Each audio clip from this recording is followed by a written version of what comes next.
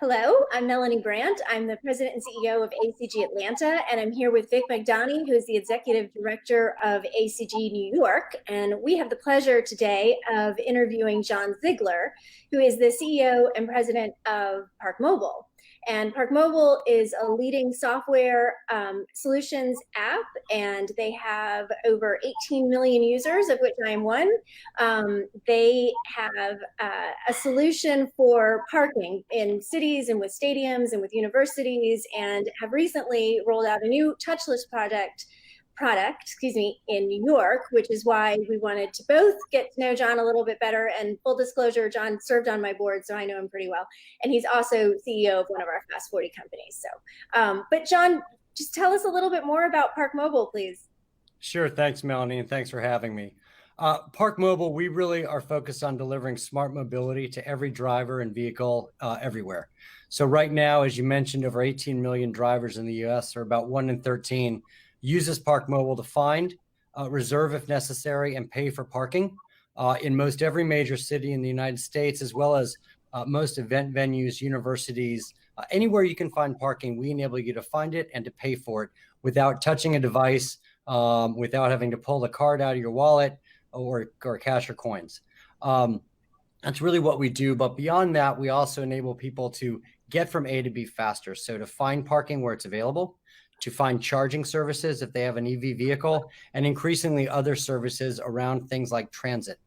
So that's really what we do at ParkMobile. What most people will know us for is being on street in cities. So instead of paying a meter with quarters or a credit card, you can pull out your app. Your ParkMobile app will actually know where you are if you enable it to. It'll know the zone you're in, and you say, I want to buy an hour of parking. And it then begins your session without ever going to the meter. The other convenience that we have is that if your meeting goes long or you're not going to get back to your car in time, you can add time remotely without having to rush back. So that's the real convenience factor. And our goal is to eliminate friction in transactions through the cloud and to maximize convenience for consumers. Oh, great. I was reading a little bit more about ParkMobile because obviously, you know, again, as a user, I think about ParkMobile, like you said, on the street. But you touched on this a little bit. Tell us a little bit more about the stadium experience and the campus experience and how parking relates to smart city planning. Sure. So, you know, it's really interesting.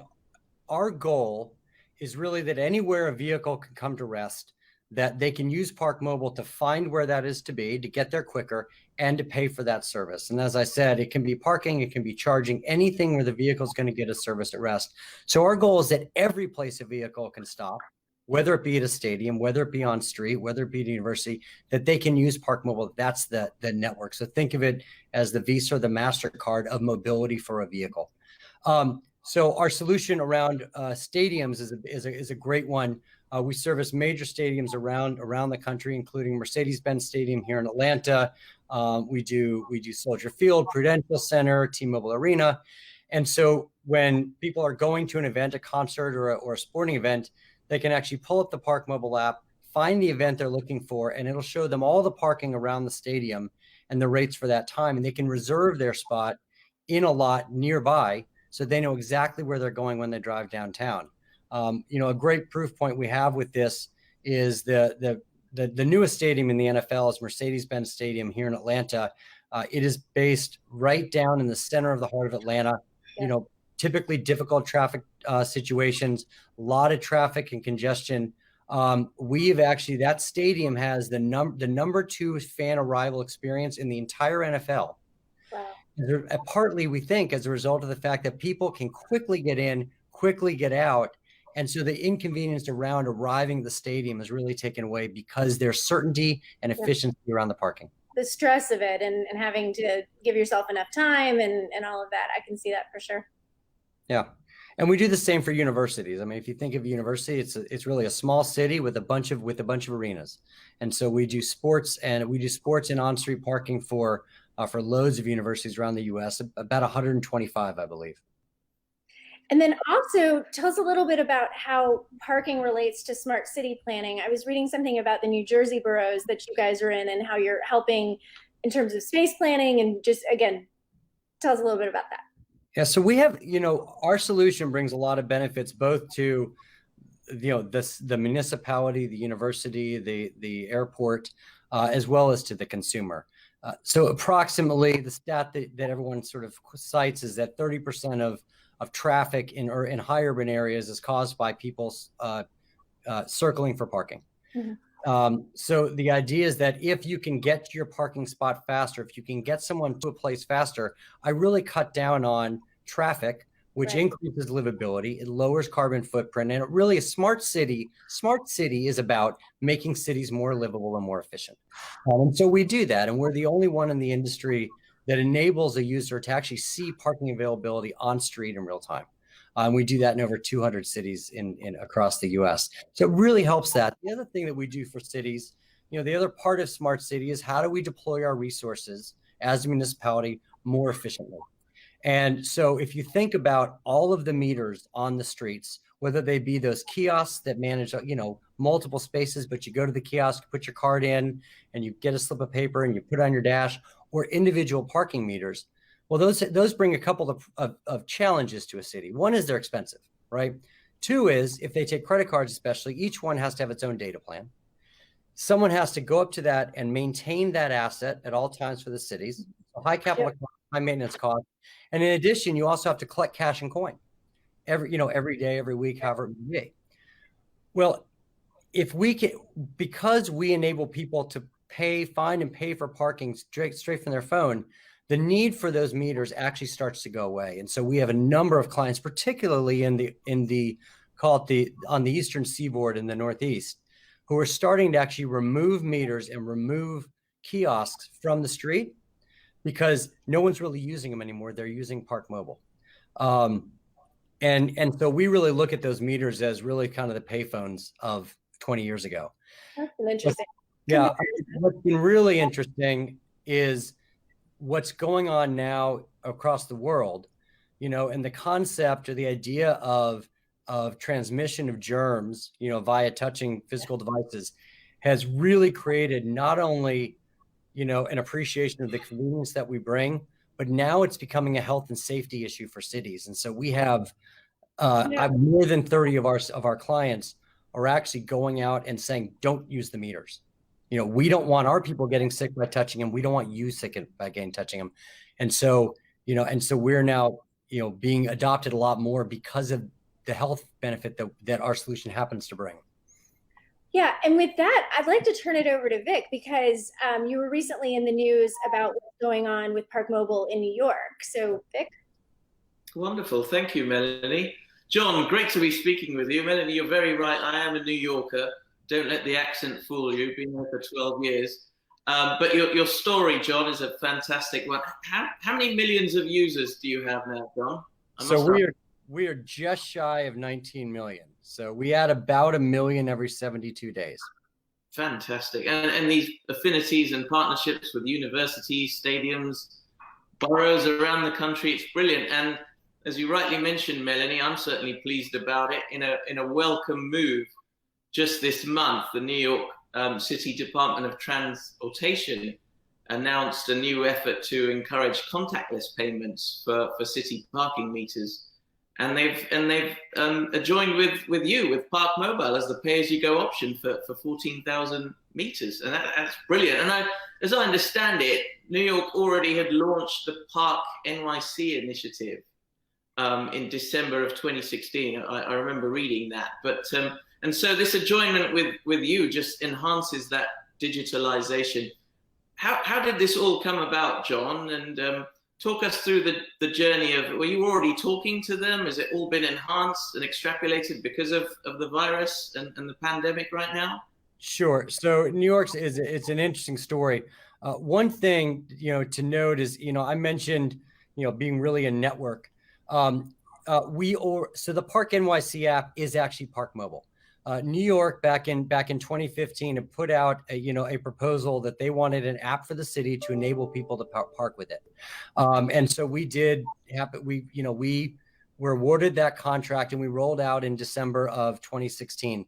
It is the most adopted and most successful parking app in possibly in the world right now with ParkNYC. There's aspects of it because it is what we call a closed loop. So think of it as a store gift card. You can only use it in that store. So only in New York City can you use the ParkNYC app. And that was part of what they wanted. And also you load a wallet with that. So think of it like your Starbucks card, right? You have to load a wallet and then you draw down that balance. So that is the program, this ParkNYC. It is all on the ParkMobile platform. And what New York came to us and said is, look, people love the ParkNYC app. It's great. There's some people that don't want to load a wallet. Maybe they're driving in from outside, and they're only going to park once. So we want to make sure that we are making it as easy as possible to use a mobile payment.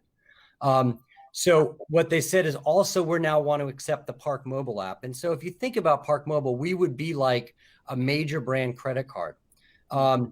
Every market really around New York City and the Eastern Seaboard already accepts ParkMobile. So within 100 miles of New York City, we already have over 4 million active users that live within 100 miles and are going to be driving into the city. And so what they did is they said, if you use the store context, hey, we're Macy's, we're not just going to accept Macy's anymore. Now we're going to accept MasterCard or Visa. And so that's what's happened here. And it's really to drive convenience and to drive adoption for visitors to New York, as well as people in New York City that maybe they can't afford to load a wallet for $25, right?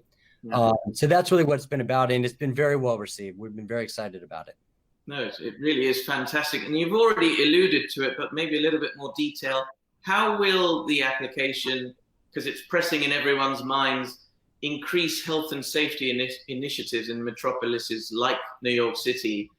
And I will ask as an augment, as a New Yorker, I'm hoping that it will help with curbside turnover, double parking, and other annoyances that just affects traffic, amongst other things, in big cities like New York, so which cause so many efficiencies. So a bit about health and safety and all the other benefits.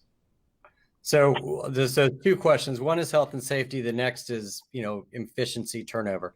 Yeah. So on the health and safety side, I mean, look, this is a terrible time for all businesses. And if you look at the amount of time that people are parking in the United States, I can assure you it is not a great time for our numbers either. I would like to think that we thought of ParkMobile as a way to reduce transmission of germs, but that's just not the case. So I think it does benefit health and welfare because people are only touching their own device that they're already touching. And that's really what it does. But that does have an impact. I mean, every little thing with a pandemic like this really does matter. And you've got machines that are made of metal. We know that germs last on metal between 24 and 48 hours, depending on temperature. And so there's really an issue that, and let's not forget too, and almost more, I don't say more importantly, but as importantly, maybe more importantly, you have Department of Transportation employees that have to go by and maintain and manage these devices almost on a daily basis and touch tens, if not hundreds of them. And so from the mere fact of protecting the workers, we think it's an important thing to be able to promote. And some of those other inefficiencies, how will your application help the city, a city like New York, where I certainly find it very annoying, some of the woes of traffic there? How will you start? So, the ParkNYC app does exactly what the city wants it to do. And how we work with them on it. The ParkMobile app does in fact have a lot more functionality. So in our app, you can see where parking is available on street. So I now can say, hey, you know what? I'm not going to try to park on Fifth Avenue. I'm going to go to 63rd Street and park on there because I see parking is available. So I'm getting people off the road faster. The other thing that our app also has in it is the ability to reserve parking. Now, you cannot reserve parking on a street because cities don't allow that, frankly. We could do it. They don't allow it. But what you can do is say, hey, I'm going to be going to Midtown. I know I have a meeting at 54th and Avenue of the Americas. Show me the parking lots nearby, and I'm going to reserve a spot there. So A, I know it's not sold out, right? B, I'm probably going to save a few bucks because I reserved and paid in advance. And as importantly, I'm going to get directed through the native navigation app in my phone directly to the ramp of that lot. Because one of the problems with parking garages, as you know, is the address might be on Avenue of the Americas, but the entry point may be on 54th Street. And you miss that turn, you got 25 minutes to get around the block again. So all those sorts of things, reserving in advance, certainty around where you're parking, going where parking is available, really does help the overall congestion and turnover. Oh, hallelujah to you, sir. It certainly helped me out, that's for sure. It's unbelievable the amount of time we spend in traffic. So having said all of that, before I hand it back to Melanie, do you see other cities, crowded cities, particularly in the US, following suit? There's so many benefits to your application. How will this rollout be across the nation? Sure. So we are already the exclusive mobile payment provider in over 400 cities in the US. Over 85% of the top 100 metropolitan statistical areas, so major cities, already use ParkMobile. And so one of the benefits that bringing us on board for the few cities that haven't is that everybody coming into the city already probably has ParkMobile. And so, yeah, if you look up and down the Eastern Seaboard, it's New York, and then around there is Hoboken and Yonkers and Summit and all the others.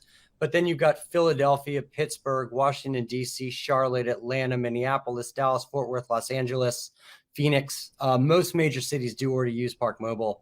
And, and we look forward to a time when anywhere you go, and that's our vision, ParkMobile is going to help get you parked quicker. And if you need to charge or get your car cleaned or do whatever you need, that we're going to allow you to find that, get there, and pay for it all through a single platform. Fantastic. Melanie, back to you. So my last question, I mentioned that you're a Fast 40 company. So what that means is every year Atlanta identifies their fastest growing middle market companies based on revenue and employee growth. So I had called Jon, I guess early in March, to get advice about our Fast 40 event, which was supposed to be in June. And obviously we suspended that for a variety of reasons. Well, the big reason, but, and I guess one of the things you said to me that stuck with me was that, you had seen this coming and that your company had been prepared, and just as a middle market employer in a big city, what did you see? What did you do to prepare? What advice would you give to other CEOs? And I know hopefully we won't have to go through this again, but just in being prepared for whatever comes up for your business. Yeah, look, we got lucky in a number of ways. One is we just got lucky. Two is, we got lucky because I happen to have a tremendous team that's very experienced that I get to work with. And so we're at a point in our scaling that we knew we needed, proper tools in order to work at a higher level, in order to be more accommodating to folks with different requirements and needs. And a lot of that has to do with enabling remote working. And so we already had all those tools and real collaboration tools. So things like Slack and Jira and Zoom and all these things were already put in place. So it really was a lot easier for us to do. The one thing that I think that we did is that, I started talking to other CEOs, but more importantly, I started talking to a lot of the larger private equity firms that I know, to get a perspective on how did they really think this thing was going to go down. And so I think we probably took it a lot more seriously, a lot faster than a lot of folks did. We shut our offices down before most, but I was before most about a week, but we were already ready. And so we didn't lose a beat on that. And so, because what I knew is it didn't seem like a big deal, but I had a lot of, friends who they were already in hiring freezes, and they were being told by these guys that did know a lot more, hey, you need to stop doing this. And so we listened to that. So. Yeah, I felt like I had some board members that not only saw down the road, but saw down the road and around the corner. And it was pretty amazing. Vic, I'm going to turn it back to you, I think, for a last question, perhaps. Yeah, well, a two-parter, now that I think about it, not to extend the time, but Jon, you've been good at extrapolating or were better than most at seeing what was to become. So having said that, what remains for you for the rest of the year? What's coming about? And then I'll reserve the last question when you finish that one. Well, and how are your employees faring as well? Yeah, so, it's a great question. I'll two topics. One is how are we doing as a business? And two is what do I think happens after this? How are we doing as a business?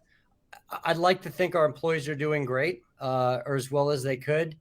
This has been a really interesting time for us. We used to do monthly all company meetings. We now do them weekly just to make sure we're checking in. And people have loved that. They said they feel more a part of things now than before. And so it's something we're going to keep doing. We are really, really focused on making sure that we're checking in with folks. I had my leadership meeting today, and one of the things we're making sure that we're going after our folks to do is say, look, I know you work from home, but that doesn't mean you don't get to take vacation. So take a day off. Even if you can't go anywhere, shut it down, and that's okay. Like, we want you to know you can do that. So I think people are doing well. I think it's bringing us together in different ways. We're also excited to get back to each other. We're also using this as a time to look at what's working really well. As I mentioned, our development team is just knocking the doors out with delivering, product.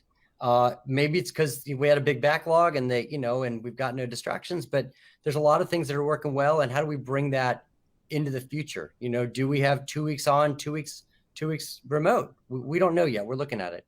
But I think they're doing well. And I appreciate you asking. My job right now, frankly, is to make sure that our people feel comfortable and are taken care of. That's pretty much the biggest job I have right now, which is kind of a nice one to have, actually. In terms of where we go, as a business, we're I think a lot of businesses are, but we're in a pretty unique position where this pandemic has been more devastating to us than to most. And if you look at any of the stats, we don't really release ours, but I can confirm that our volumes are all down well past 90%. Okay. Right. That's pretty bad. Yeah. That said, we have a very strong business. We have very strong unit economics. We've done very well in the good times. And so we are going to be able to get through this without any layoffs. Because, the reason you do well in good times is so you can take care of the people that got you there in the bad times. And when we come back, we see an entirely different market. I believe that adoption of solutions like ours will be 25% higher than when we went into this downturn. Yeah.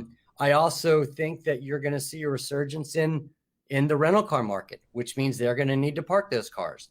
And you're going to see probably people choosing to drive their own cars to work than take public transit or ride hail.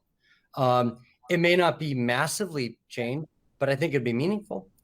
And so I think we come out in a far better place when you look at short-term and long-term changes in consumer behavior as a result of more awareness around transmission of illness that actually plays to one of the benefits of our solution. Yeah, fantastic. I mean, certainly is a new paradigm that we're in. And with that, as you mentioned, there's a lot of silver linings in and amongst it all. Being welcomed into people's homes is one of them, as we are. And I must allude to some of the charitable work that you do, and you come across as a very humble man, but very selfless with it. Perhaps tell us a little bit more about that, please, particularly in times such as these. We need to hear such stories, please.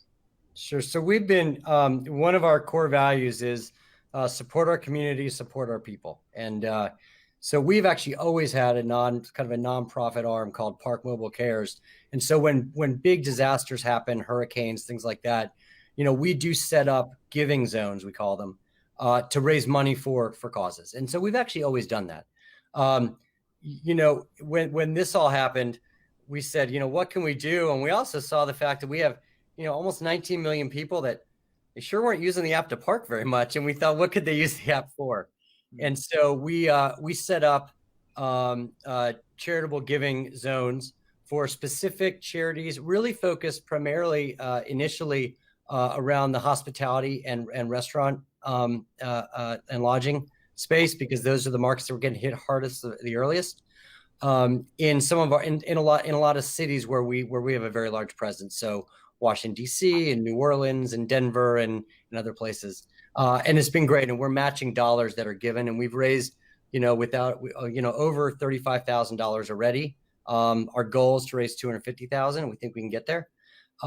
We just launched, because of this launch of ParkMobile in New York City, a big campaign to raise money for Food Bank NYC.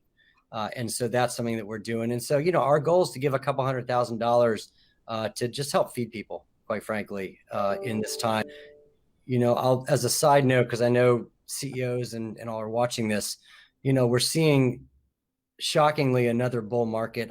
I'm not sure I understand it. And I think it can only be because there's not a full appreciation for how many people right now are hurting.